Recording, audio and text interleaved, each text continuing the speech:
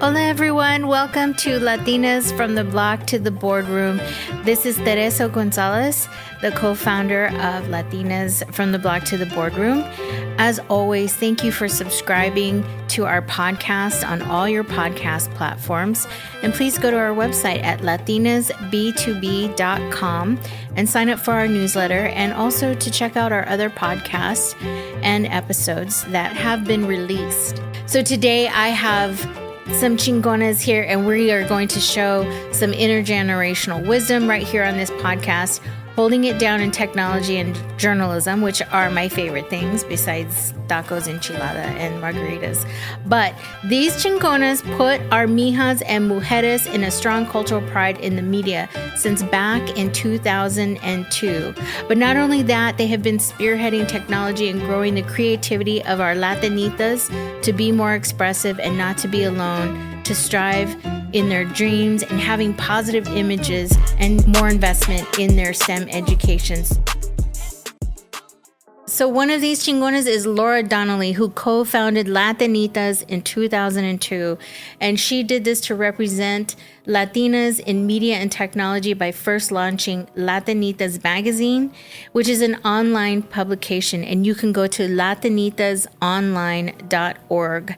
She began to create low-cost STEM programming so that she could help cultivate an army of future innovators equipped to produce and create and express themselves through the latest 21st century technologies. But not only that, she has brought on Sylvia Butanda, who was born and raised in Brownsville, Texas. She is the oldest of 6 kids and a daughter of immigrant parents. She graduated from the University of Texas at Austin with a bachelor's degree in journalism. In 2018, she was recognized by the Congressman Lloyd Doggett as an out-of-school time champion award by the Learn All the Time Network for her work in empowering girls in Central Texas. She is also a graduate of the 2019 class of the Greater Austin Hispanic Chamber of Commerce. And Sylvia is just one of the few Latina executive directors in Austin, in a city of 6,000 nonprofits. So I am blown away by these 2 women that we are going to talk to here in my podcast.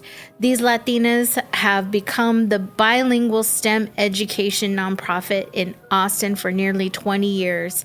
So they have their own coding school and basic tech literacy for parents, and they have served 33,000 girls and teens since 2002. Holy híjole! So let's get to it, and let's start our conversation with Laura Donnelly, CEO of Latinitas, and the Deputy Executive Director, Sylvia Butanda. Hola, mujeres. Welcome to Latinas from the Block to the Boardroom. It's so great to be here, Teresa. We're kind of in the same club, right? Latinitas has this reputation of disruption, and we're very inspired by that you are an outspoken force in what we're just seeing as disparities, right, that have always existed. I think at Latinitas, our intention was early on to increase the representation of Latinas in media and technology. And both of those things, because you can't have one without the other. You can't produce without tech access and tech skills. And really, if we want more girls, definitely more Latinas, more girls of color to be seeing themselves in STEM fields, they got to see that in media. That's how we all learn where we belong in this world. Are we reflected? Are those narratives reflected? So when we started Latinitas, it was a perfect storm. Latinos were becoming the largest minority population in the U.S. And there was all this talk of like, the sleeping giant is going to awaken. While that has been evolving since that, 20 years ago, since Latinitas began as a magazine for girls, and then also programming to get the girls to actually produce and create and innovate, I feel like that we are right now in the tipping point. So I think at Latinitas, we're half excited. There's some trauma going on. I mean, of course, there's a lot of reflection and identifying with what's happening. We work with Austin's largest youth population, but also its most marginalized. So the thrill that the conversation has begun, and there's an immense gratitude at Latinitas that it's coming through the conduit of the unfortunate of the death of Black males. But thank God it's creating an emotive reaction nationwide. So we're all recognizing how we have known about these inequities all along, and then there's a little more permission out there and reception of the actual movement we're going to have to make changes. And I just, before, I think Sylvia probably has a ton of things to add to this. I think what I always loved about Latinitas was that we were always trying to change the conversation. What's going on regarding civil rights and police action has always been the police. No, they knew what was right. The justice was being served. No, this wasn't, the numbers of Black males incarcerated. It's not a reflection of bias. It's a reflection of their behavior. I think those are the most important things that are shifting now. The conversation of like, whoa, the game was fixed from the get-go. Yeah. And I think at Latinitas, that happens too. It's STEM. The conversation says, oh, you should join STEM. Be like Steve Jobs. Be like Bill Gates. You should learn to fit into this club. When, we always talk about at Latinitas that STEM and the exploration of those ideas have always belonged to Latinas. It's always belonged to Indigenous people. Most of the original technologies came from them. So yes. Sil, what's churning for you? Because these are some of our favorite topics to discuss. And of course, right now. You ladies are after my own heart because I found you for a reason. And just Sylvia, before we bring you into the conversation, I don't know if Laura shared with you how we first met. It was a conference here in San Francisco, right in the Bay Area. It was Latinas in Tech.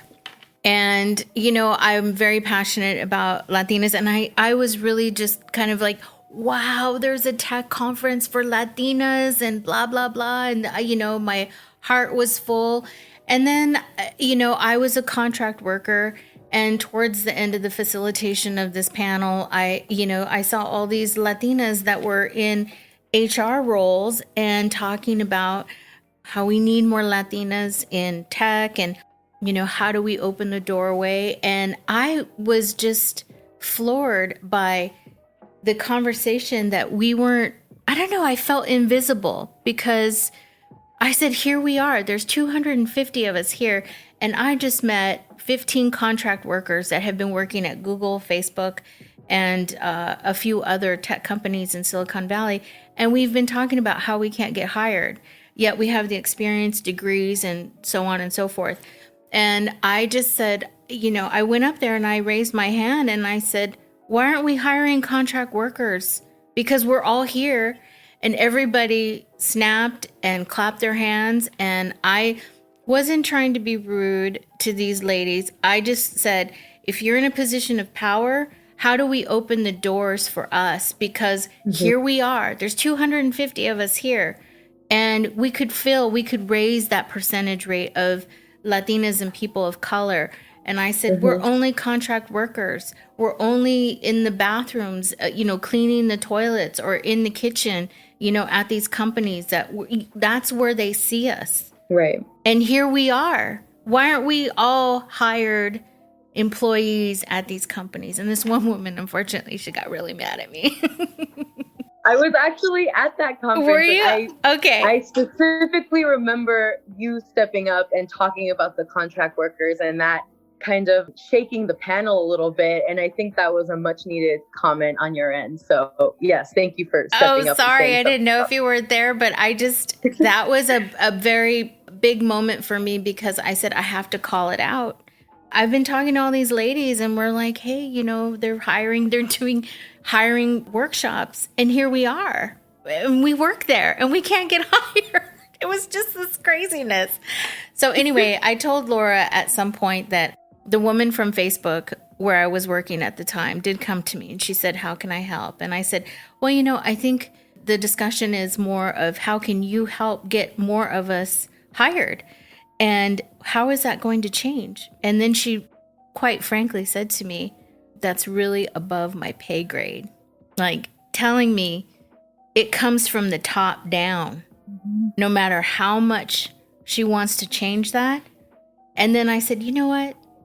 It's time. It's time for me to leave and to start this movement with Latinas, with Latinos, people of color, to put their story out there and to start their own business or to really get loud, like what's happening right now, so that we can say we deserve to be here. Because in California, we are over 50% of the population here in California, which is huge.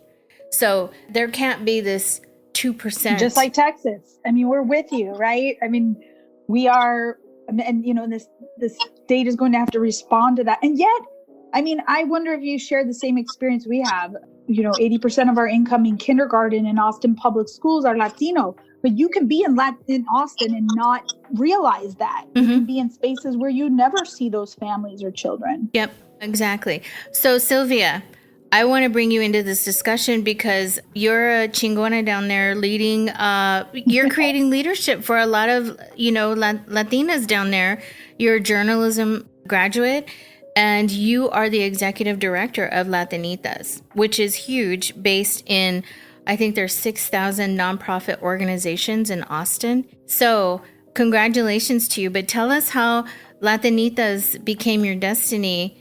And where do you see Latinitas fitting into this new conversation amongst our Black and Brown brothers and sisters, especially in these fields? Thank you. So my journey with Latinitas started in college at UT. I was looking for a part-time job, and one of my close friends at the time was a photography intern for Latinitas. So she recommended I check them out because it would be a perfect fit. And she was absolutely right. I was a Latinita once. I was a 9-year-old girl with plenty of ideas about my future and the motivation to express myself through art, music, dance, and found that media and tech were just very interesting topics. Now I have the honor and the privilege of serving the next generation of chicas and get them engaged with Latinitas in hopes that they will find their interests and have an idea of how they want to use their talents, their perspective, their identity and culture, and keep that confidence in who they are and what they are capable of doing.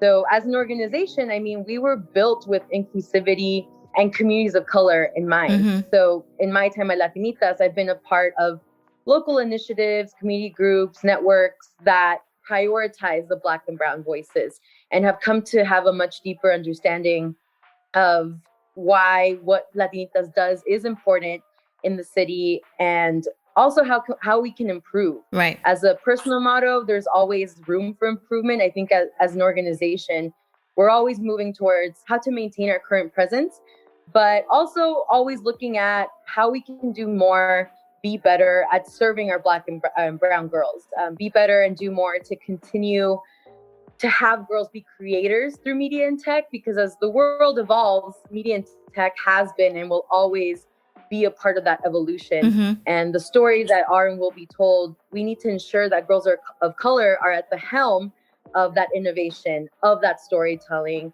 and those conversations that need to lead to action and the movements that drive our community forward. So, we're always looking ahead and hoping to serve the community in that way of just making sure that the space is there, the voices are there, and amplifying all of that as a movement is powerful and important to us. So tell me a little bit about what you see as the new narrative coming forward that you were just describing, because what I decided to do and to put Latinas in every piece of my content, my podcast is obviously Latinas from the block to the boardroom, because like Laura, when I worked at Google, I was mortified at the search engine results. And still today, if I put Latinas in the search for Google, it's very sexually objectified. It's, everything sexualizing Latinas. It's really terrible. And that's where I wanted to change the narrative with technology. And, I found you, both of you, and you have been starting this revolution a long time ago, Laura, since 2002.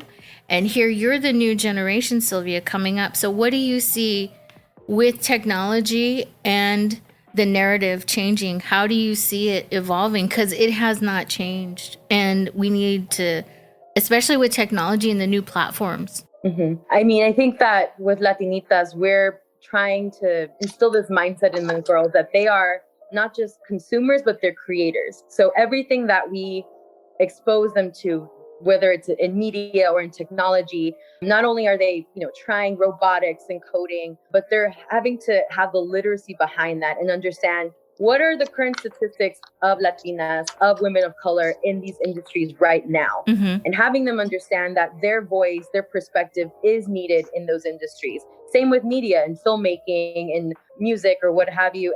There just needs to be more narratives. It's just, there's always like this one, when people think of Latinas, they have like maybe a set number of narratives that come along with that. And having the girls understand that they don't have to go into those boxes. In fact, there shouldn't be any boxes at all. It's like, you are a Latina. Exactly. You are Latina whether or not you speak perfect Spanish. You are Latina whether or not, you are close to your family from another country. You are Latina whether or not, society tells you. Yeah, I think it's just continuing to shift the mindset of being a Latina is being you. And whatever you're seeing in the media, in the tech realms, that is just, one narrative. Like you have your own that you can come into, instill that narrative and have it be part of the conversations moving forward. So yeah, it's about having them understand that they are creators, not just consumers, that they are innovators in their own right, and that their identity and culture is what they make it out to be. Right. Yeah, I want to add on to what Sylvia said, because again, this is my favorite thing to talk about as amongst the three of us, actually. Right. And if you want innovation, you got to have diverse viewpoints. I always, through the years, there's been over 30,000 girls that have come in and out of Latinitas. They're as young as 9. Wow. They're as old as 18. This year we launched our own coding school. So we were doing a lot of introductory courses to digital media production, coding, virtual reality, augmented reality.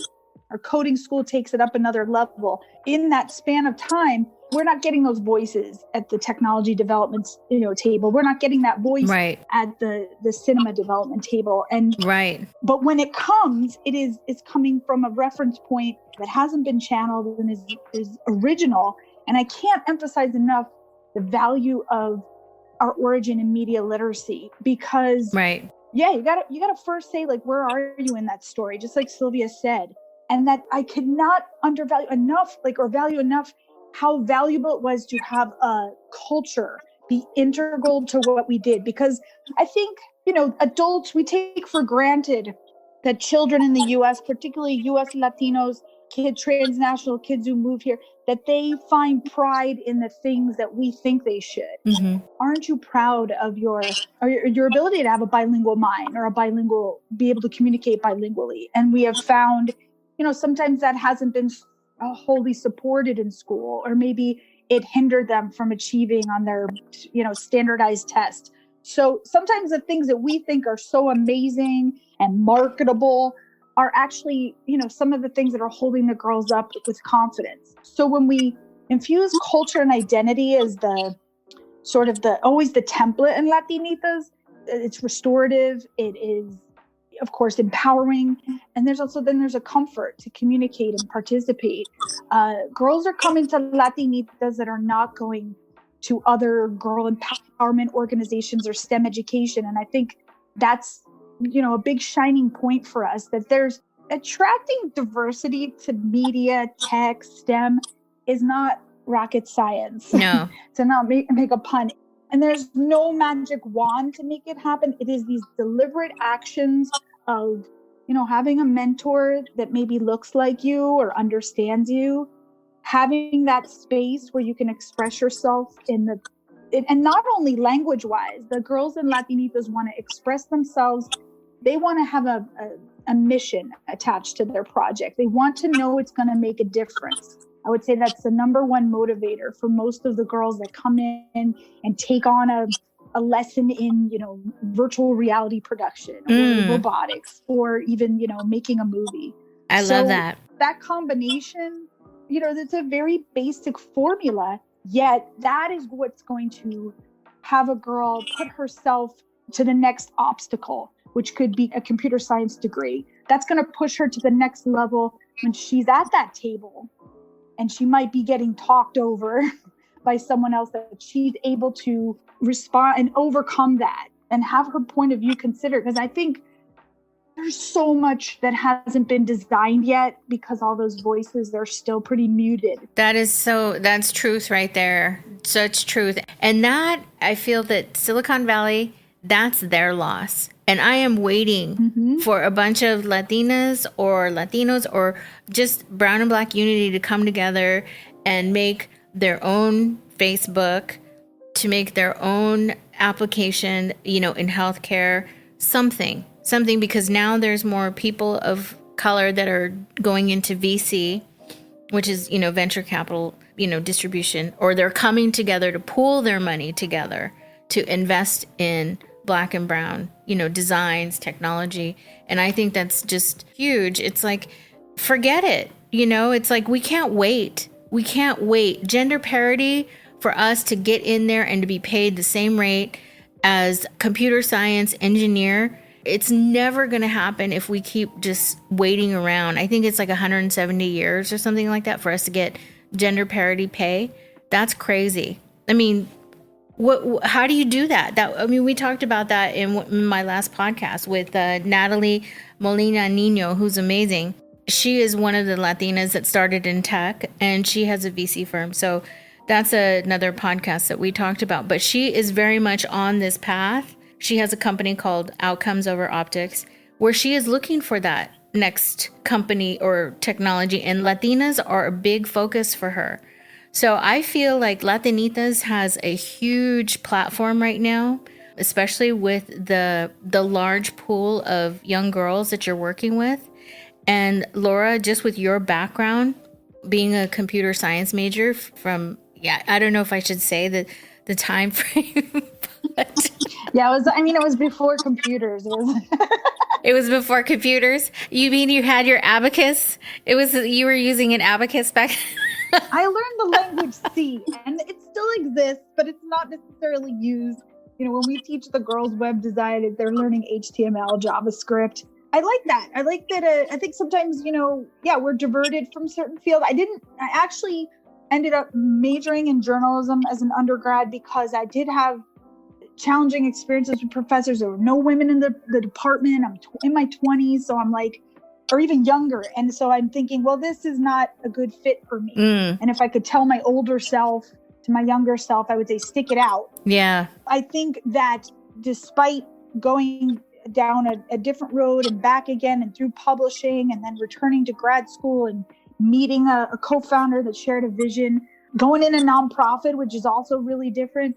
There's a whole recipe to that. Everything you do matters. So I think that's gives us a lot of motivation too at Latinitas.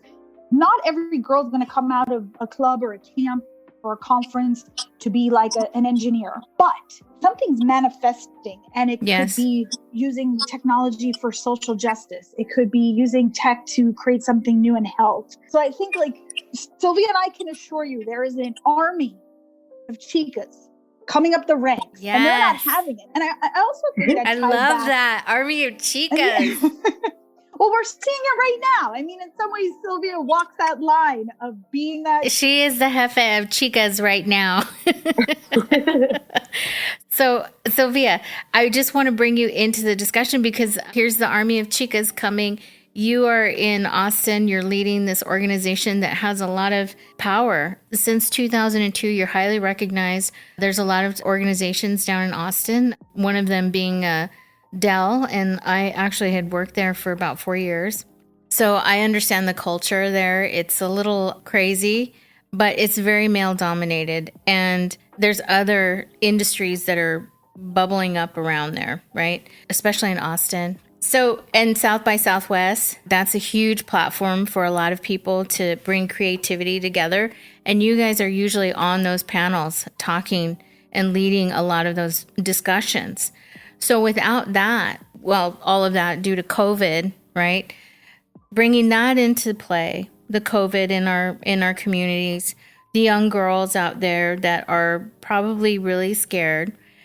How do we manifest empowerment for them through the organization right now that they really have? I mean, this is their time to like dig in, and this is where you can make it happen for community, building an app or creating a product, right, for people. Like Vaparu, give me a break. You know, everybody uses Vaparu. You could start an engine with Vaparu. You know, it's like, how can we not create something with Yerba Buena and all these herbs that we know, right? And here's Vaparu for everything. Why can't we create the next Johnson and Johnson with, all our Yerba Buenas?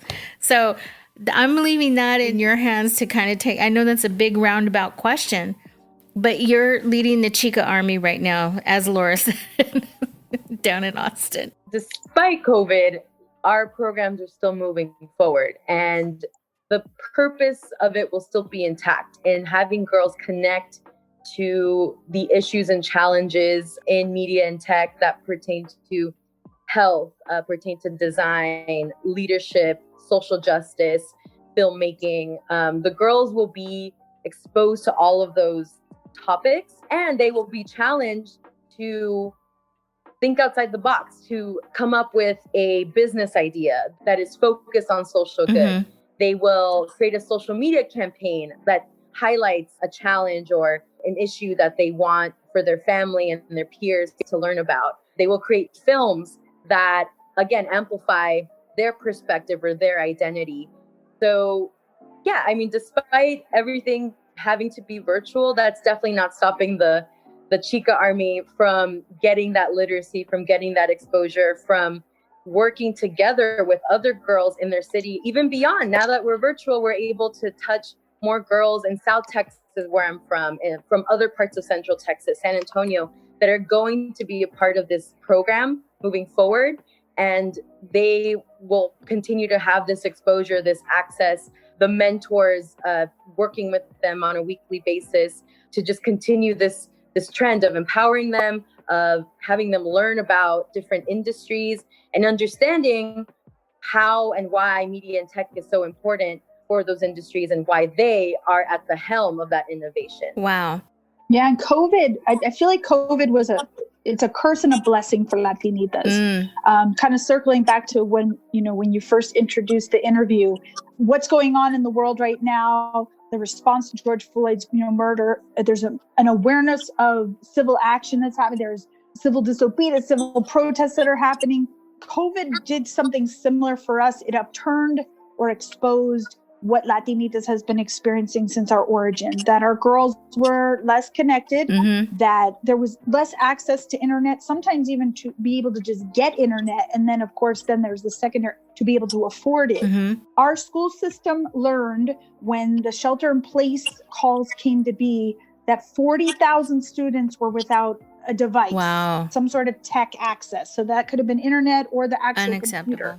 And we only have 80,000 kids in our school district. So 50% of the kids had some sort of deficit. We already knew that because we were doing our programs in the library, or we were calling parents if we wanted to communicate about programs. It was sometimes more effective than an email because maybe that wasn't arriving.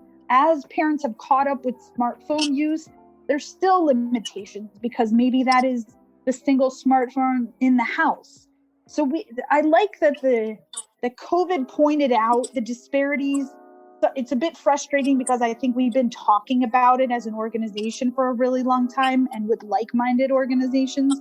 But I'm truly grateful that at this point we can teach more remote learning because those students were granted devices and will be able to keep them.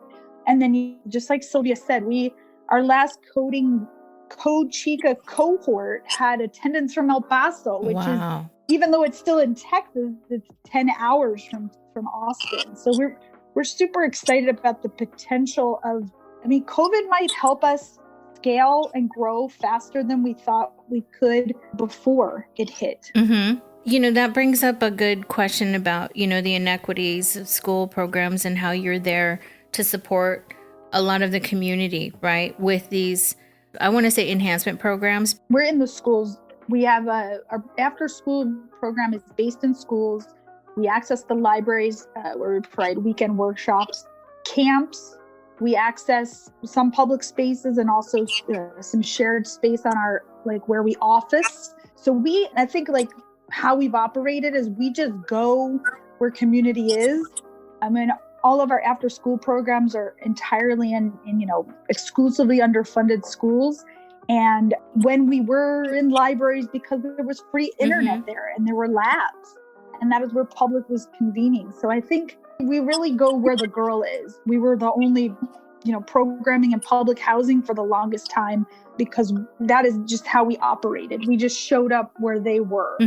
I'll just share real quick. I mean, what we do is preventative. I was just talking about this with other communities of color focused nonprofits in Austin. If all that we had to worry about at Latinitas was like a girl feels empowered, that'd be a piece of cake. But we are wanting them to be, a student STEM and compete in a 21st century economy. Yes. We want them to feel safe and like their country is behind them and includes them in their constituency. We want them to not have anxiety that maybe their parents are not documented. We would love it if, they weren't viewed with bias or racism. So I think nonprofits that focus heavily on communities of color, there's so many layers of wraparound services that we do college advising, but that's not really our focus, but it just is something that comes up. We do sometimes soft skills like interviewing, getting a job, salary negotiation for our alumni. So I think I'm a little fed up with how nonprofits have, focused on the communities that we serve are burdened with all this. I'm like, because we also receive considerably less amount of funding. I mean, foundations are only giving 10% of their give to community of color-led organizations. So there's this big mismatch. We are having great results. We're graduating 50% more STEM majors than the national average of girls overall. I mean, nice. People should be doing backflips. And yet there is that wraparound. It provides us with an opportunity to be a prevention space. Like if we can get a girl focused on herself and her views and her innovation and her creativity, well then, she's going to be more okay. It's going to boost her confidence. So I feel like, yes, while we're tasked with one thing, we do many things. And I think these are the kind of opportunities for kids, because those aren't bad kids. A lot of girls that get in trouble, get in fights, a lot of times they're subjected to some sort of sexual abuse or harassment. Oh yeah, there's a very distinct correlation. Yep. Latinas in general, there's maybe a greater challenge to seek support and help dealing with depression and anxiety because it's maybe there's inhibition about it, or maybe the family has got their own stress going on. So right. I think when we can be that space, we definitely have a role in prevention. And so I don't know, what popped up for you? When I first started Latinitas, I was a program leader for a middle school in East Austin. And those girls, it was explicitly said to me from one of the school administrators that all of these girls had some sort of disciplinary trend of being troublemakers in class. So going into that classroom with 14, 15 middle school Latinas, a lot of energy to deal with for sure. But throughout that entire year of meeting with them every Friday, some girls would get in trouble, so they wouldn't be there that week. And, sometimes I thought that what I was doing wasn't working, or that they weren't listening to me, or that they just were there because they were forced to.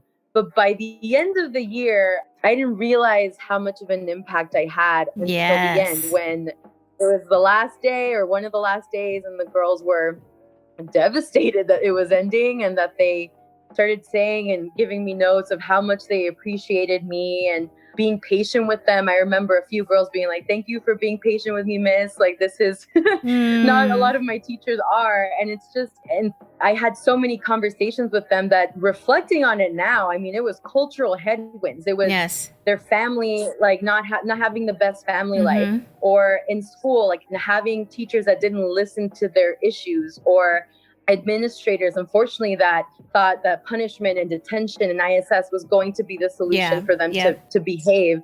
And through the media and tech activities, through me being willing to listen to them and, guide them on this journey, by the end, I saw a real difference in them. I saw girls that in the beginning wouldn't listen to me, wouldn't do the activity. By the end, they wanted to stick around after the club and talk to me. So it was an experience that opened my eyes to just what other girls are experiencing throughout the city, probably throughout the nation, that we need to be conscious of the cultural headwinds, and we need to be conscious of how schools operate, and we need to put effort into mental health services, into just healthcare. I mean, everything that, like, beyond just policing, that is, from what I've seen, that is not the solution. That is not the final thing that will get a girl to behave or to be a model student, quote unquote. It really came from seeing it firsthand, that intentional, deliberate focus on them and listening to them and getting them to focus their energy into something that's creative, or focus their effort into something that allows them to express themselves, was transformative. I just wanted to add, when Alicia Rascon and I started this as students, media and tech were things we were interested in.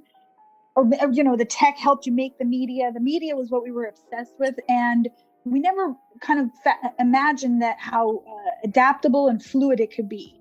And because of that, we could be very nimble. And Sylvia was making me think of when the issues would come up with the girls, if they were, restless, we could just act in the moment. And sometimes it happens with, a cultural issue, again, bringing it back to what's going on right now. We're doing our own inventory at Latinitas, what's the colorism that goes on in our organization, and we could do that with the girls. If a girl said, "Why is she here?" because the other student was maybe mixed, Black Mexican, or Afro Latina, or Asian Latino, or just Asian, we could right there in the moment, say, "All right, we need to create an activity about this," and have them examine why they're asking that question in the way they're asking it, kind of rude. Nice. I remember, same with relationships. We asked them about what's a good relationship, and we had these round table, and the answers were a little devastating. Like, a lot of them had just had bad experiences of watching their role models interact.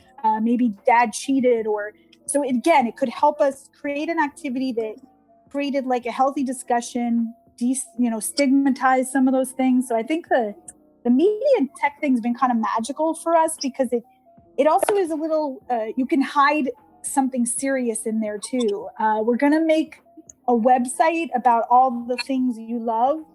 So they're doing something technical, but then they're also recognizing their values. So yeah, we didn't plan that, but that happened, and that's been a great tool at Latinitas. Well, I think that dovetailing into both of your experiences and what you're providing out into the community, and being in the school systems, and addressing, the biracialness of, Latinx, which is a huge thing, is that they see you seeing them, right? So they see you as seeing them, and it takes investing emotionally into those kids. And once they build that trust, they see me, and they're also seeing a Latina or a person of color in education that really cares about them, I want to cry right now.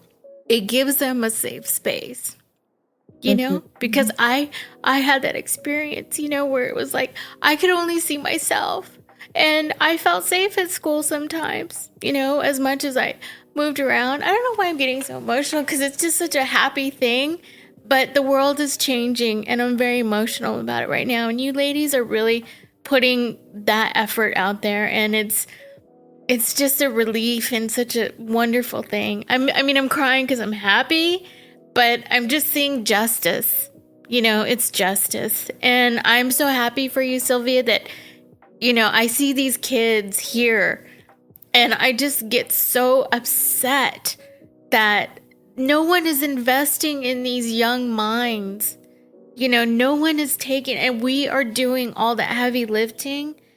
And so when you see these corporations and everybody putting out these messages, it's put your money where your mouth is, and go out to these communities and partner with these organizations and say what you're going to do. That's all it takes is investment, time, and showing that you really care, because that's all they want, because we're invisible at times. But when you want us to show up and see us in these low paying jobs and, we can't get in the door, that's why there's this implosion of social justice right now, because we're tired. And I think this is where the impact in Latinitas is really going to move the dial in education and tech, and it just makes my heart really full. And I guess I'm crying too, because the whole DACA thing got passed today for all those kids. So I'm really full of emotion today. And it's time for more asks. Yeah, like definitely time for more asks. Yeah. Role, as you're a journalist, Sylvia and I are leading a nonprofit. Sometimes I'm like, where's the public leadership? They need to say this. Joaquin needs to say this. Julian Castro needs to say. But there's more questions to ask.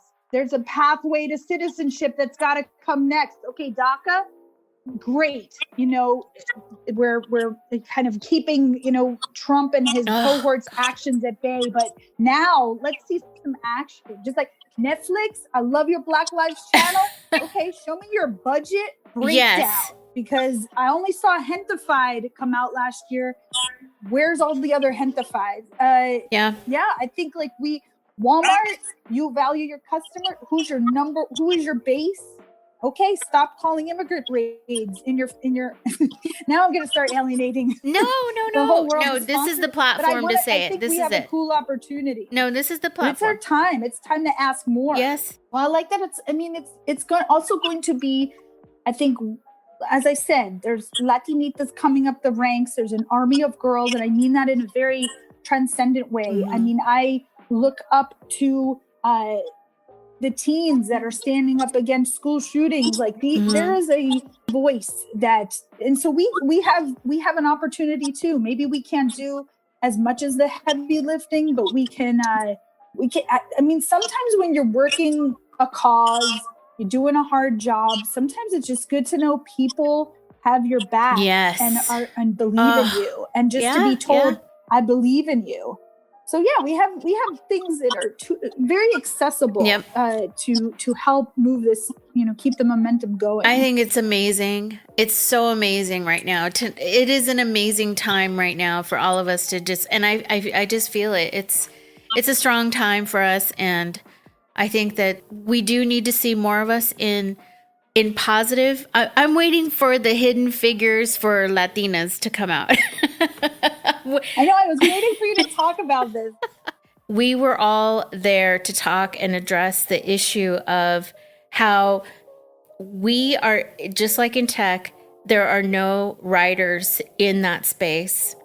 We are not represented. We have no movies to come out. And when we do, here's the other thing, when we do it, we all have to close ranks together and support that movie no matter what, or because that's how we show up in numbers, and they say there's a market. But they see us and this is what I learned there, was that they see us all divided, like Puerto Rican and Dominican and Mexican and Cuban, and, it's not this, it's not that. And, they just see us, so they just do a broad brush with us. But my thought is, when Black Panther comes out or any African American movie comes out, everybody closes ranks and they go to see that movie. They buy tickets and they show up. It's not about, you're Nigerian or you're Kenyan or you're an immigrant, Dominican, Afro-Cuban, there's none of that. Or you're from the Bronx. Yeah, there's none of that. Nigerian is totally different from being from the Bronx. And maybe it's coming. Again, these movements that are happening, the protests that are happening, it's bringing people together. It's, brown people are feeling affirmed by the empowerment of Black people. I do think, Latinos make up the smallest pies of studio heads, directors, of course, even the representations on the screen. Less than 1%, I think, and that's really scary because we are so dominating. I don't understand how we can go and buy something that is representative of all of our Latinx cultures, but we can't show up and support the box office or support these movies and documentaries on Netflix, because those numbers are telling. And the more we support them, the more they get done. So I know we're coming up on we've been chatting about so many things, and I think it's really just wonderful. And I want to have part 2 at some point with you ladies. And Sylvia, I want to leave, you're bringing up this new generation, and I want to hear, what is your goals moving forward with Laura and Latinitas, and what are you seeing that is really inspiring to you, just, from that perspective of media and technology? I mean, we talked about a ton of things, which all Latinas do. We can talk for hours, Growing up, I was, and I still am, a person that gravitates towards spaces that prioritize creativity, innovation, social good. So Latinitas has always been on that track. And I see us just expanding. I see, like how we talked about before, the virtual programming is opening up so many opportunities for us to reach girls in other parts of Central Texas, the state, the country, that will, for sure benefit from participating in Latinitas. I see the girls having more of a helm in, they have helped us decide what we teach them, but I think, we're on this path of wanting to hear more consistently what is it that they want to learn and putting that into action. So we just actually had a focus group interview with a couple of young Latinitas that are going into 6th grade yesterday, and they were telling us about what value they got out of the program and how Latinitas has made them feel strong and what they're interested in doing in the future.